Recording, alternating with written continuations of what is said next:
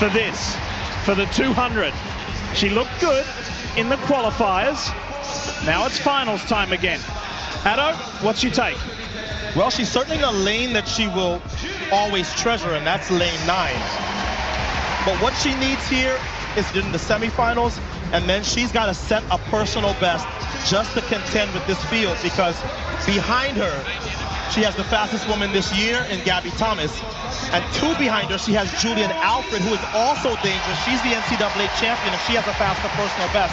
And that's before we talk about the fastest woman alive at 200, Sherica Jackson, who will be behind them all in lane 6. Hey, Son, how about this as we look at Gabby Thomas of the United States? The U.S. women have not won a world championship at 200 meters since the great Allyson Felix in 2009.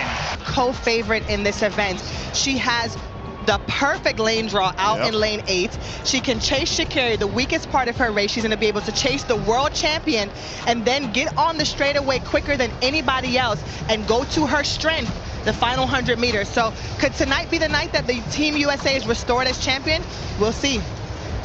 I just feel like Gabby Thomas has not been challenged so far in a big race. She blew away U.S. Nationals, but this woman on your screen is the favorite for a reason. 20. Gabby Thomas has run faster this year at 200 meters. And make no mistake about it. She's in 6. Yeah. She can see everybody in front of her. 29-year-old Jamaican wants a little bit of revenge on that woman right there, Sha'Carri Richardson, because Sherica Jackson thought for a second she had won the World 100-meter title. It didn't happen. She was shocked by Richardson. Here's Gabby Thomas. As Sonia told us, she's got fresh legs. No 100 for her.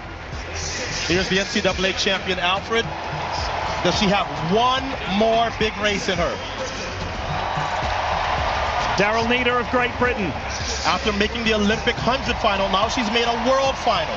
This is Dina Asher-Smith, her teammate, who reigned supreme in 2019, but has had injury issues since. She was only 8th in the 100, so what can she do here? And also rounding out the field there, that's the guy. She's been one of the best female sprinters in the world for over a decade. Unfortunately, was in that 4th spot again in the 100 meters, and a tough lane draw for her there in lane 2. One thing is for sure, I feel like the medals are going to come from the outside lanes. We keep saying it, we haven't had a bad final yet in the field. The 2 American women are side by side in lanes 8 and 9. Gabby Thomas in 8, and right here, Sha'Carri Richardson, the 100-meter world champion in 9. Set. Women's 200. Sherica Jackson, outside has already been passed. Here comes the world champion, Sherica Jackson into the home straight. She has stamp on this event. She's going to go back-to-back for Jamaica, the first since Marlene Honey, and she crosses in 21:41. Wow, that is a meet record. She is getting closer to FloJo's world record. She is now just 0.07 of a second away as Gabby Thomas gets the silver and Sha'Carri hands on for her 2nd medal at these Worlds. That wasn't even close, Otto, and I could tell the way that she ran the 100, she was in the middle of the track, all of her chief competition in front of her, she executed to perfection. We just witnessed the 2nd fastest time ever run, and it was at a World Championship final.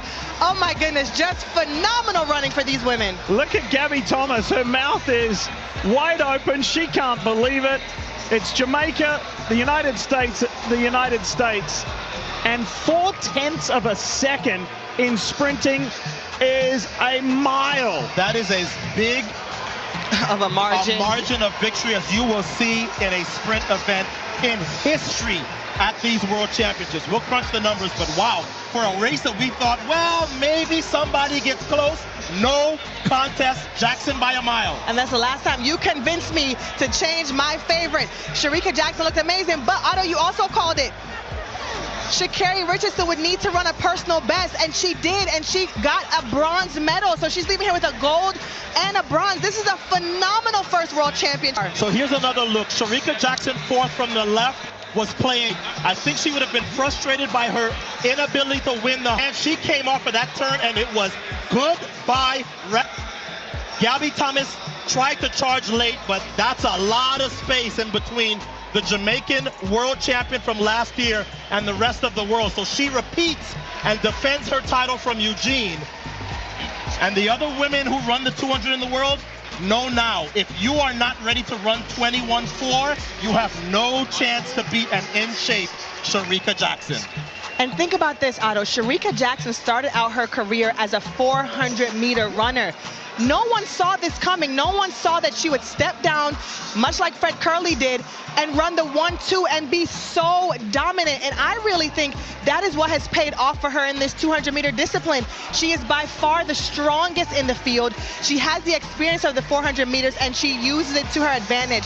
I definitely feel like she was disappointed from that 100 because she came out here on a mission. Yeah. This is the largest margin of victory that we have seen in this event since Allison Felix in 2007 Worlds at Osaka won by 0.53. This does not happen often. Ingram Miller also had a big win by 0.45 in Seville, but wow. The complexion of this race was determined, Son, at the halfway point. Yeah. Well, I would bet